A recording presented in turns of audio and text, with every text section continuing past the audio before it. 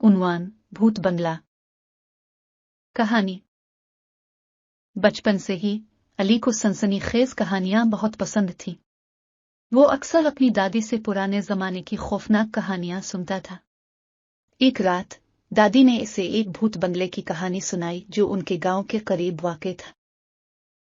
दादी ने बताया कि यह बंगला कई साल पहले बनाया गया था, मगर एक खौफनाक हादसे के बाद वहां कोई नहीं रहता। लोग कहते हैं कि रात को वहां अजीबो-गरीब आवाजें आती हैं। कुछ लोग तो ये भी कहते हैं कि उन्होंने भूतों को वहां देखा है। अली को यह कहानी सुनकर बहुत तजस्सुस हुआ। इसने अपने दोस्तों के साथ मिलकर इस भूत बंगले की तफ्तीश करने का फैसला किया। अगली रात अली और उसके 3 दोस्त हमाद, जैन और आयशा भूत बंगले की तरफ रवाना हुए। बंगले के करीब पहुंचकर इन सब के दिलों की धड़कन तेज हो गई। उन्होंने देखा कि बंगला इंतहाई कदीम और खौफनाक लग रहा था। दरवाजे पर जंग लग चुका था और खिड़कियां टूट चुकी थीं। अली ने दरवाजा खोला तो एक सर्द हुआ का झोंका उनके चेहरों पर लगा। वो सब अंदर दाखिल हुए और उधर उधर देखने लगे। बंगले के अंदर का मंजर इंतहाई खौफनाक था। फर्श पर गिर्द जिमी हुई थी और दीवारों पर पुरानी तस्वीरें लटकी हुई थीं। अचानक जैन ने एक पुराना संदूक देखा जो एक कमरे के कोने में रखा था।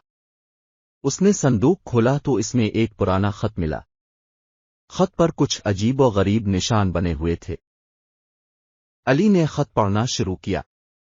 खत में लिखा था कि इस बंगले के मालिक राजा मंसूर ने अपनी बीवी और बच्चों को यहां कैद कर रखा था। वो उन्हें रोजाना रात को अजियत देता था। एक दिन इन सब ने मिलकर राजा मंसूर को कत्ल कर दिया और उसके बाद इस बंगले में अजीब और गरीब वाक़यात होने लगे। खत पढ़ते ही बंगले की दीवारों से आहिस्ता आहिस्ता आवाजें आने लगें। आयशा ने डर कर अली का हाथ पकड़ लिया। हमाद और जैन ने भी एक दूसरे की तरफ खौफजदा नजरों से देखा।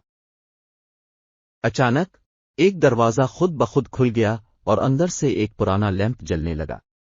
अली ने लैंप उठाकर उधर उधर देखा तो एक पुराना आईना नजर आया। आईने में उन्हें एक साया दिखाई दिया। अली ने लैंप की रोशनी बढ़ाई तो देखा कि आईने में राजा मंसूर का भूत नजर आ रहा था। वो उन सब को देखकर मुस्कुराने लगा। अली ने अपनी हिम्मत मुस्तमा की और उससे पूछा कि वो क्या चाहता है।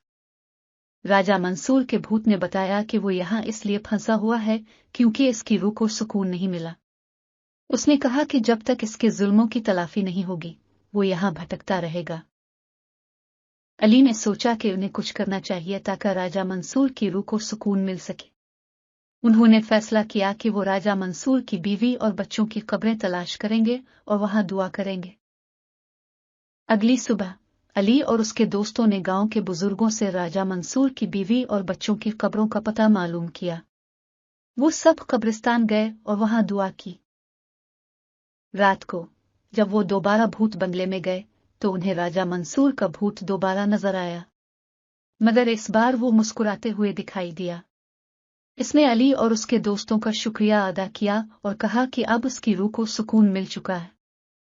बंगले की दीवारों से आहिस्ता आहिस्ता आवाजें बंद हो गईं और एक सुकून सा छा गया। अली और उसके दोस्तों ने महसूस किया कि बंगला अब पहले की तरह खौफनाक नहीं रहा। उन्होंने सोचा कि ये सब उनकी दुआओं का नतीजा है।